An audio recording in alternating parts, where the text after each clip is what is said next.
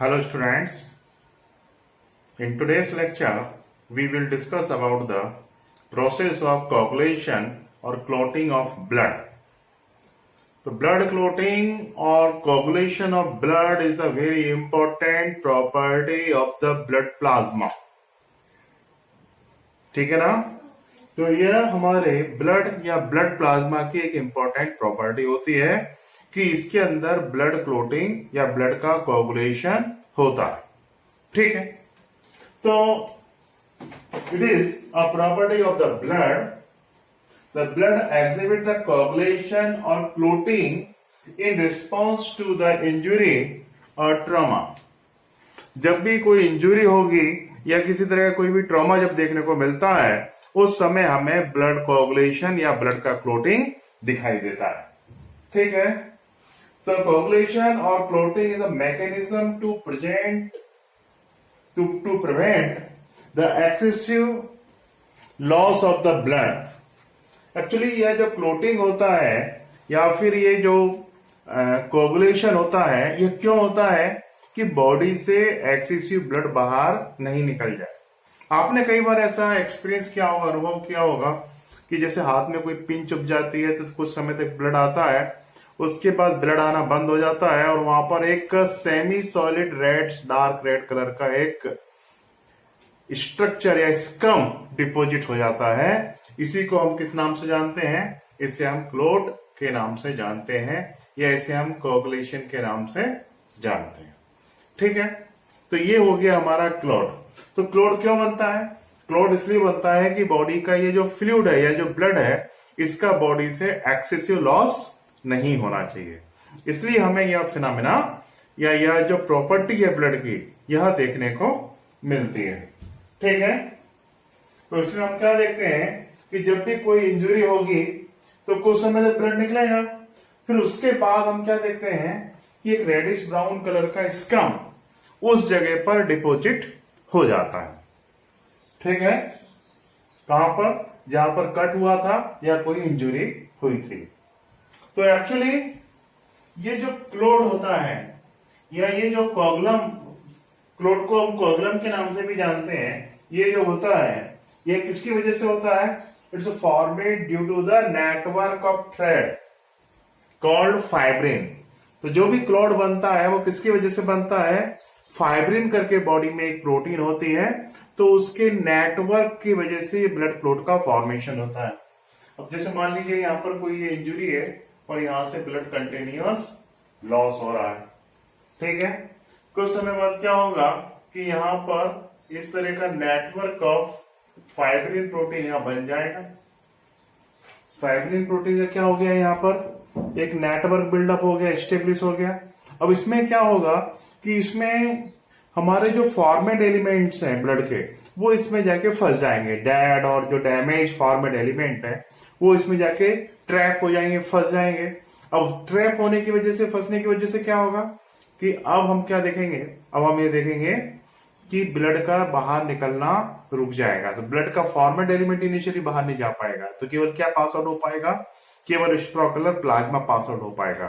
तो हम देखते हैं जब भी ब्लड निकलता है तो कोगुलेशन के बाद थोड़ा सा वाटर जैसा लिक्विड बाहर दिखाई देता है. ठीक है, तो बाहर बॉडी के ये जो वाटर जैसा लिक्विड दिखाई देता है उस इंज्यूर्ड साइट पर after the formation of clotting, तो इसी फ्लूइड को हम क्या बोलते हैं? सीरम. सीरम क्या होता है? जो ब्लड प्लाज्मा है उसमें से क्या माइनस कर दो?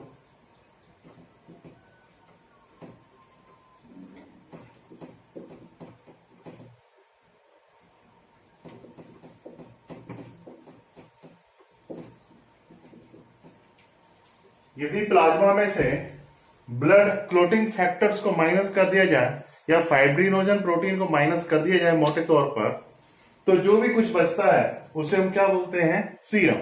तो सीरम एक ऐसा प्लाज्मा है जिसमें कि ब्लड क्लोटिंग फैक्टर्स अब्सेंट है, उसे हम क्या बोलते हैं? उसे हम सीरम के नाम से जानते हैं. तो अ क्लोट और कोगुलम formed due to a network of thread called fibrin in which the dead और damage formed element of blood are trapped. ठीक है, तो ये क्या हो गया, इस तरह से क्लॉट का फॉर्मेशन होता है।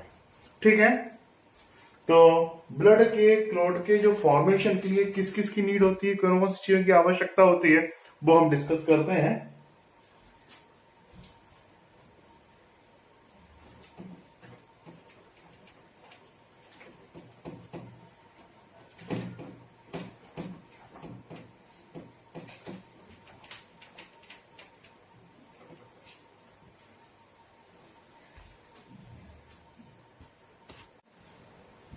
हाँ, तो नॉर्मल जो टाइम लगता है ब्लड क्लॉटिंग के लिए, the normal time required for blood clotting is 3 to 10 minute.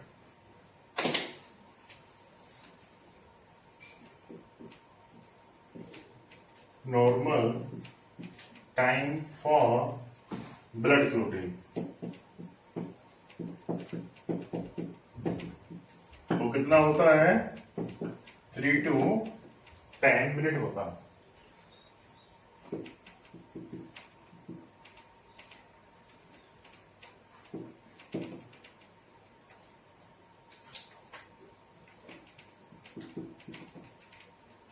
तो normal time for blood clotting कितना है, 3 to 10 minute. This time may be delay due to the certain factors like the, किसी person को haemophilia disease है, मतलब एक ऐसा genetic disease जिसमें कि विटामिन के बॉडी में होता ही नहीं है, और इसलिए ब्लड का क्लॉटिंग बॉडी में होता ही नहीं है, बहुत डिले होता है। तो हीमोफीलिया है, या कई बार किसी को डायबिटीज जैसे सिम्टम्स हैं। तो ऐसे में क्या होता है कि ब्लड क्लॉटिंग का जो टाइम होता है वो थोड़ा सा इसकी जगह ज्यादा हो सकता है। ठीक है, अब ब्लड क्लॉटिंग के लिए हम क्या देखते हैं, ब्लड क्लॉटिंग के लिए हम देखते हैं कि जो सब्सटेंस नीड होते हैं, किस किस की आवश्यकता होती है। मेनली यहाँ पे आवश्यकता होती है विटामिन के की, it is essential for blood clotting. उसके साथ साथ यहाँ पे आवश्यकता किसकी होगी, कैल्शियम आयन की भी आवश्यकता होती है, it is also essential for the blood clotting. Calcium ion जो होता है वह भी ब्लड क्लॉटिंग के लिए मस्ट होता है।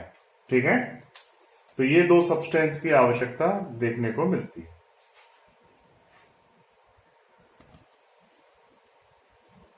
तो ये दो सब्सटेंस की आवश्यकता होती है, एक तो विटामिन के और कैल्शियम आयन की। You must remember that calcium ion play the very important role in the blood clotting. कैसे रोल प्ले करता है अभी हम आगे डिस्कस करेंगे। तो विटामिन के भी जो है सर्टन फैक्टर्स के फॉर्मेशन के लिए मस्ट होता है, जो ब्लड क्लॉटिंग के लिए नीडेड होते हैं। तो विटामिन के की बॉडी में कमी होगी तो ब्लड क्लॉटिंग नहीं होगा। इसलिए कई बार ब्लड जो न्यूली बॉर्न बेबी होते हैं उन्हें ब्लड विटामिन के जो होता है वो as a supplementary food provide किया जाता है।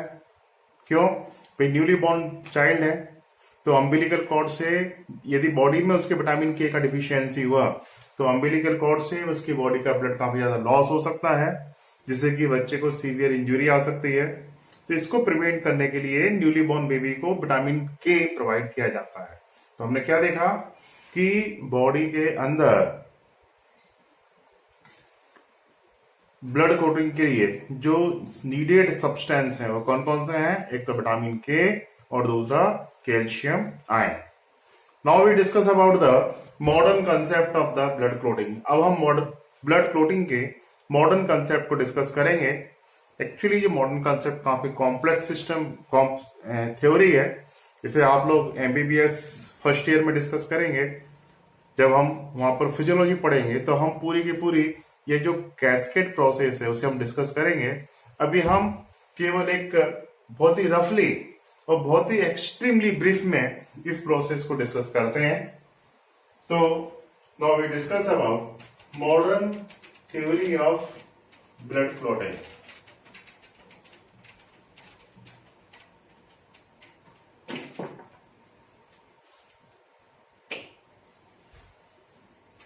So now we discuss about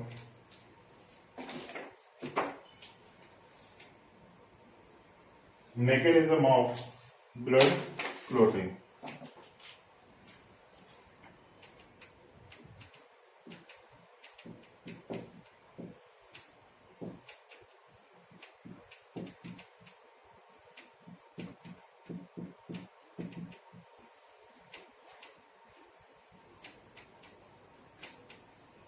तो हम किसके बारे में डिस्कस करेंगे students? Mechanism of blood clotting के बारे में डिस्कस करेंगे। तो mechanism of blood clotting, it is also known as, इसी मैकेनिज्म को हम कैस्केड एंजाइम प्रोसेस के नाम से जानते हैं। ये कौन सी प्रोसेस है? Cascade enzyme process.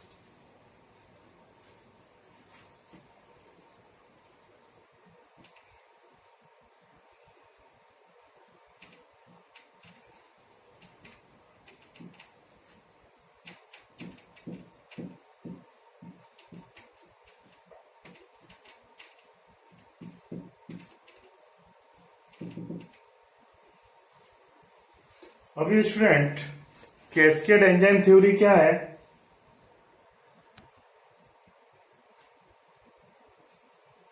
Hello student, तो यह जो थ्योरी है हमारी कौन सी? Cascade enzyme theory. अब कैस्केड एंजाइम थ्योरी से मतलब क्या है? मतलब कोई भी बहुत लंबी लॉन्ग एंजाइमेटिक प्रोसेस है जिसमें सभी रिएक्शन एक दूसरे के ऊपर इंटरडिपेंडेंट है। तो इस तरह की कोई प्रोसेस होती है तो उसे हम बोलते हैं cascade enzyme theory, link concept. तो एंजाइम कैस्केड थ्योरी क्या हुई? मतलब कि एक ऐसा ब्लड क्लोटिंग एक ऐसी प्रोसेस है जिसमें ढेर सारी एंजाइम डिपेंडेंट स्टेजेस होती हैं, सब एक दूसरे के ऊपर डिपेंडेंट होती हैं। ठीक है, तो इस तरह की एक लंबी कॉम्प्लेक्स प्रोसेस है कौन सी? Blood clotting.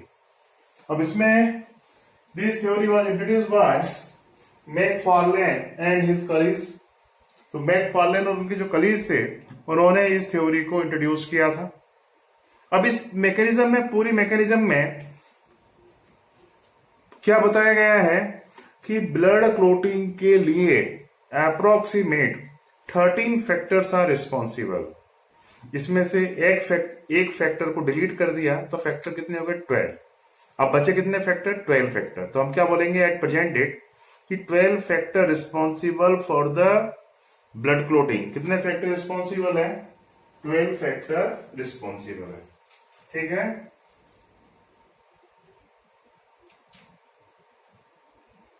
तो approximate 12 factors responsible for blood clotting.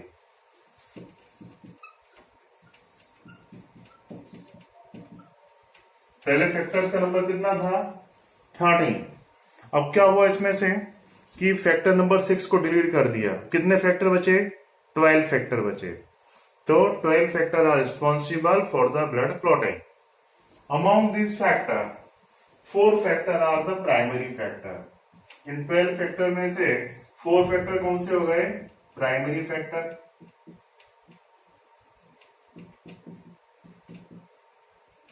और रिमेनिंग जो फैक्टर होंगे उन्हें हम क्या बोलेंगे?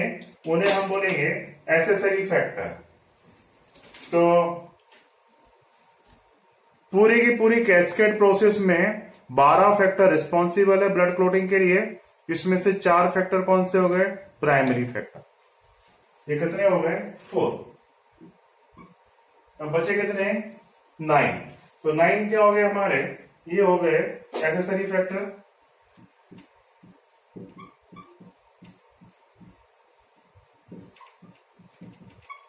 एसेसरी फैक्टर कितने हो गए? 8। पहले कितने थे? 9। अब जब एक फैक्टर डिलीट हो गए तो कितने हो गए? 8। तो एसेसरी फैक्टर्स का नंबर कितना है? 8। तो ब्लड क्लोटिंग के लिए कितने फैक्टर की नीड होती है? 12 फैक्टर की नीड होती है।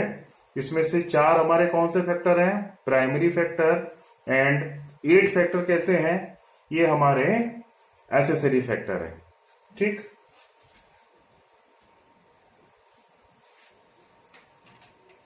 अब प्राइमरी फैक्टर कौन कौन से हैं तो वो हम डिस्कस कर लेते हैं।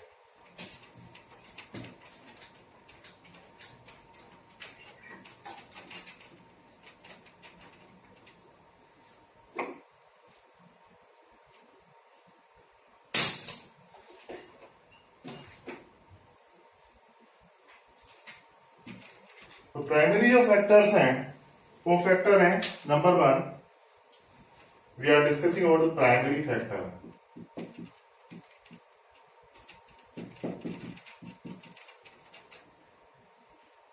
ये कौन कौन से हैं? नंबर 1 फाइब्रिनोजन,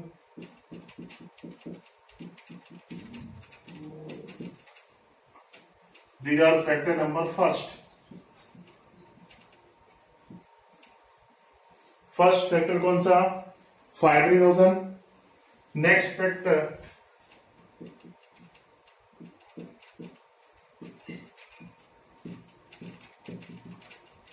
प्रोथ्रोम्बिन, ये है factor number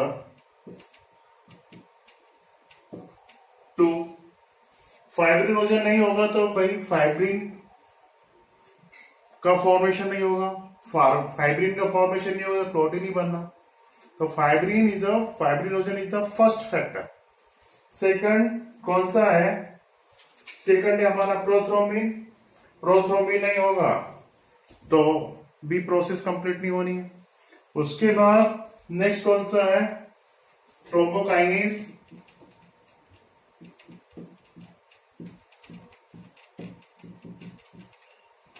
Thrombokinase, it is also known as thromboplastin.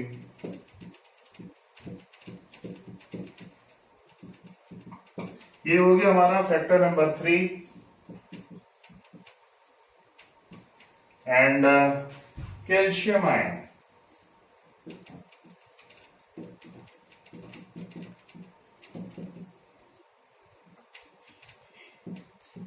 ये हो गया हमारा फैक्टर नंबर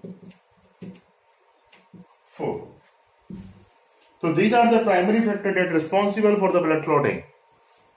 ये प्राइमरी फैक्टर्स हैं, these are responsible for the blood clotting. अब इस पूरी की पूरी इंटायर मैकेनिज्म में होता क्या है? तो बहुत ही सिंपल मैकेनिज्म है। अब हम इस मैकेनिज्म को देखते हैं क्या होता है इस पूरी की पूरी इंटायर मैकेनिज्म में।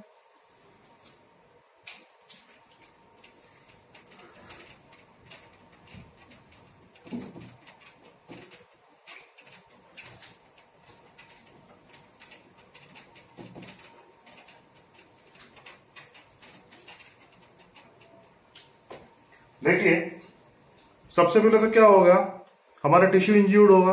तो टिश्यू इंज्यूर्ड होगा तो यहां से क्या सिक्रेट होगा? जब भी टिश्यू इंज्यूर्ड होता है तो वहां से एक सब्सटेंस रिलीज होता है, इसे हम बोलते हैं थ्रोम्बोप्लास्टिन। क्या बोलेंगे उसे? हम थ्रोम्बोप्लास्टिन के नाम से जानते हैं। सेम फैक्टर प्लेटलेट से भी निकलता है, उसे हम वहां पे बोलते हैं प्लेटलेट थ्रोम्बोप्लास्टिन। तो जब भी इंज्यूर्ड होगा tissue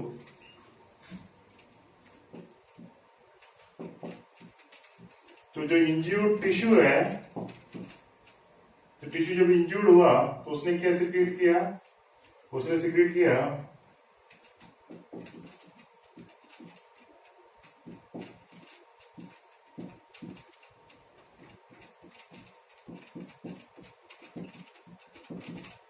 tissue thromboplastin.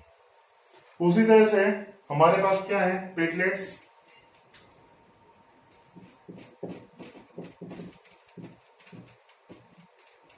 When the platelets expose in the air, they become ruptured. और जब ये रैप्चर्ड होंगी तो क्या होगा? इनमें से भी एक सब्सटेंस रिलीज होगा, डेट विल बी प्लेटलेट थ्रोम्बोप्लास्ट।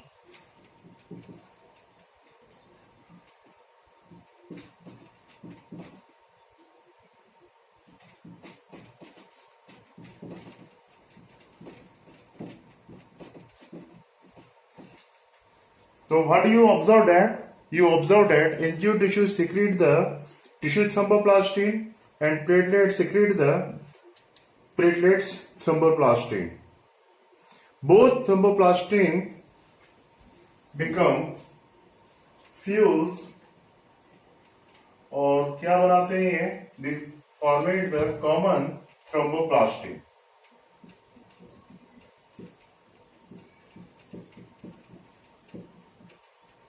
इन्होंने क्या बनाया? थ्रोम्बोप्लास्टिन बनाया। It is also known as thrombokinase.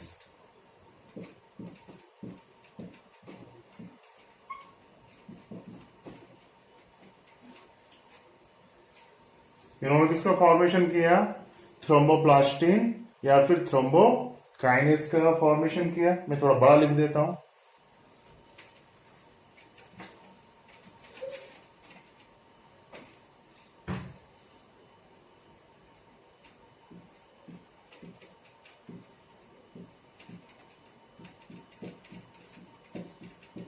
Thromboplastin और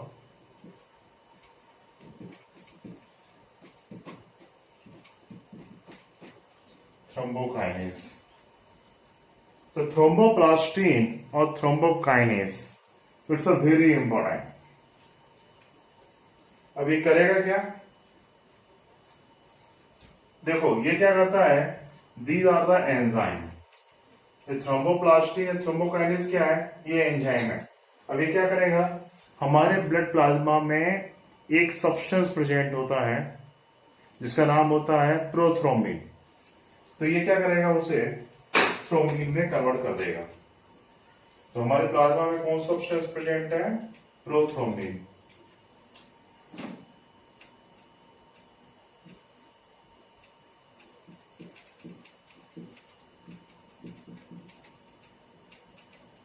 तो ये जो एंजाइम है, कौन सा? Thromboplastin enzyme, in presence of calcium ion prothrombin को किसमें कन्वर्ट कर देता है? ये थ्रोम्बिन में कन्वर्ट कर देता है।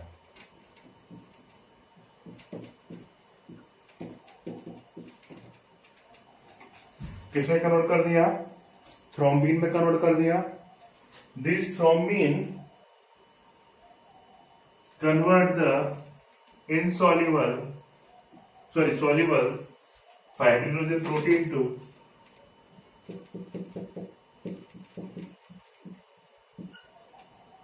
ये फाइब्रिनोजन जो प्रोटीन होती है जो कि सॉल्युबल फॉर्म में होती है ब्लड प्लाज्मा में।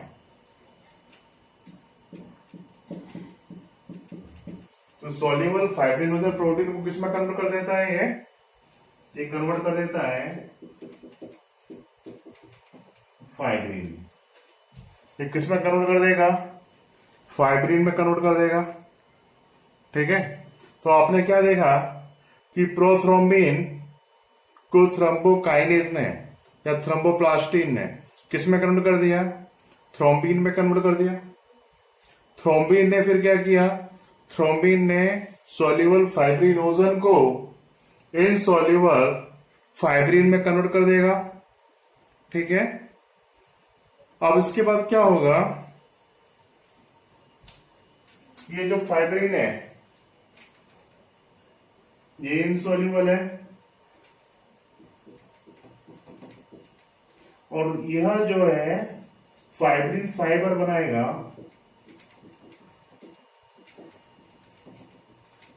ये किसका फॉर्मेशन करेगा? फाइब्रिन फाइबर का फॉर्मेशन करेगा। और ये फाइब्रिन फाइबर क्या करते हैं? These responsible for formation of clot. तो बहुत ही सिंपल मैकेनिज्म है। आपने क्या देखा इसमें, जरा पूरे को एक बार फिर से रिवाइज करते हैं। देखो, इंज्यूर्ड टिश्यू ने क्या सीक्रेट किया? Tissue thromboplastin. प्लेटलेट ने क्या सीक्रेट किया? Platelet thromboplastin. दोनों थ्रोम्बोप्लास्टिन आपस में फ्यूज हो गए और क्या बनाया उन्होंने? थ्रोम्बोप्लास्टिन या थ्रोम्बोकाइनेस करके एक एंजाइम का फॉर्मेशन किया। यह एंजाइम ने क्या किया? प्रोथ्रोम्बिन को in presence of calcium ion किसमें कन्वर्ट कर दिया? थ्रोम्बिन में कन्वर्ट कर दिया। थ्रोम्बिन जो है वो क्या करेगा? जो ब्लड में प्रेजेंट सोल्यूबल फाइब्रिनोजन प्रोटीन को किसमें कन्वर्ट कर देगा? फाइब्रिन प्रोटीन में कन्वर्ट कर देगा। And you know that fibrin is insoluble protein and this protein fiber deposit at the site of the injury where the bleeding is occur। तो वहां पर ये डिपोजिट हो जाएगा और इसमें क्या होगा? फॉर्मेट एलिमेंट्स जो डेड और डैमेज वहां पर फंस जाएंगे और इस तरह से क्या होगा? एक रेड ब्राउन स्कम का फॉर्मेशन होगा। The scum will be known as the clot. इसे हम क्या बोलेंगे? क्लोट के नाम से जानेंगे या कोएगुलम के नाम से जानेंगे। तो इस तरह से ब्लड क्लोटिंग का फॉर्मेशन होता है। बाद में क्लोट ड्राई हो जाता है, रिमूव आउट हो जाता है। उसके नीचे जो हमारा जो टिश्यू है वो रिपेयर होकर आ जाता है। ठीक है, तो यह एक it's a very essential process ये प्रोसेस कौन सी है? Blood clotting process. इस पर कई बार डिफरेंट एग्जामिनेशंस में क्वेश्चंस पूछे गए हैं, ठीक है ना? तो it will be helpful for you, it is very important regarding the NEET examination. तो आप इस प्रोसेस को अच्छी तरह से देखिए, ठीक है? तो ये आपके लिए बहुत ही मस्ट है, जरूरी है, आपको आना चाहिए ये process. Thank you.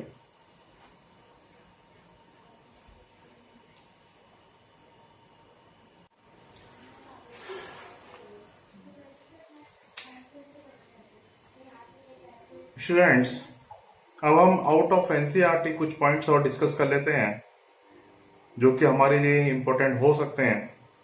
Number 1 is that haemostasis. आपने होमियोस्टेसिस पढ़ा होगा chapter number 1 the living world के अंदर, और ये है haemostasis. The haemostasis means the process of blood clotting, ठीक है?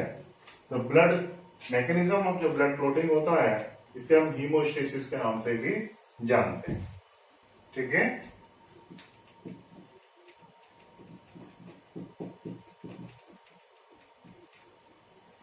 तो the mechanism of blood clotting is known as the haemostasis. Second is that thrombus clot. Unfortunately कई बार क्या होता है कि हमारी बॉडी में ब्लड कैपिलरी के अंदर भी क्लॉट फॉर्मेशन हो जाता है, ठीक है? जनरली ऐसा नहीं है, इसके रोकने के लिए बॉडी में कई सिस्टम्स प्रेजेंट हैं, पर अनफॉर्चुनेटली किसी वजह से बॉडी के अंदर क्लॉट का फॉर्मेशन हो गया। यदि क्लॉट स्टेशनरी नेचर का है, एक ही जगह पर वो रुका हुआ है, मूव नहीं कर रहा है, तो such type of the clot is known as thrombus clot. These clots are completely bigger in size and not move in blood capillary. If such type of the clot present in the blood capillary of brain, so in such condition, this clot is known as cephalic clot. Or cephalic clot may be responsible for the paralysis. तो ये किसके लिए responsible होंगे? Paralysis के लिए responsible होंगे, ठीक है? यदि इस तरह का क्लॉट हमारी कोरोनरी आर्टरी के अंदर प्रेजेंट है, you know that coronary artery वो आर्टरी होती है जो कि हार्ट की वॉल को ब्लड सप्लाई करती है। यदि वहां पर इस तरह का क्लॉट प्रेजेंट है तो इस तरह के क्लॉट को वहां बोलेंगे, आप सभी अच्छी तरह से जानते हो कि उसे हम कोरोनरी क्लॉट के नाम से जानेंगे। और ये कोरोनरी क्लॉट जो होते हैं it is responsible for the heart attack. तो इस तरह के क्लॉट किसके लिए रिस्पॉन्सिबल होते हैं? हार्ट अटैक के लिए रिस्पॉन्सिबल होते हैं। तो उसे कोरोनरी क्लॉट बोल सकते हैं या फिर उसे हम कोरोनरी थ्रोम्बोसिस के नाम से जान सकते हैं, ठीक है? It is responsible for the heart attack. Next type is the embolus clot. If the movable clot present in the blood capillary, these clots are completely small in size and gradually these clots become dissolved in the blood capillary. So such type of the clot is known as embolus clot. Embolus clot is completely more harmful as compared to thrombus clot. क्योंकि इनका nature uncertain है, ये body में कहीं भी damage cause कर सकते हैं। थ्रोम्बस क्लॉट है तो बाय सर्जरी आप उसे रिमूव कर सकते हो। एम्बोलस क्लॉट है तो कहाँ मूव कर रहा है उसे कैच करना बड़ा मुश्किल हो जाता है, तो it is very harmful for body, ठीक है? तो यहाँ कुछ एडिशनल इंफॉर्मेशन थी जो कि ब्लड क्लॉटिंग से रिलेटेड थी। Thank you.